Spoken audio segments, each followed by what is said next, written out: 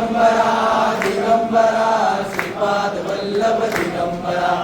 पौर्णिमेनिमित्त होणारा जो पालखी सोहळा आहे तो उद्या शुक्रवार दिनांक 1 मे 2026 रोजी रात्री 8 वाजता संपन्न होणार आहे।